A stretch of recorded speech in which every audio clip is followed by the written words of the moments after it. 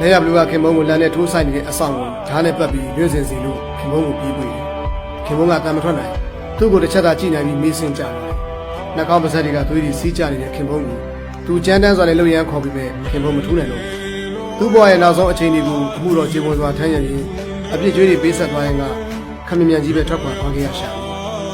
လက်ရဘလူးလက်မခံနိုင်ခြင်းကြီးစွာဖြစ်နေရတယ်လူရရတဲ့တွေဇီရိုဝဝအတွင်းဝင်လာကြတာကိုလည်းမကြည့်ရမနက်ကသူ့ကိုနမ်းခဲ့တဲ့ခင်မုံကညမှာသူ့ကိုထားသွားခဲ့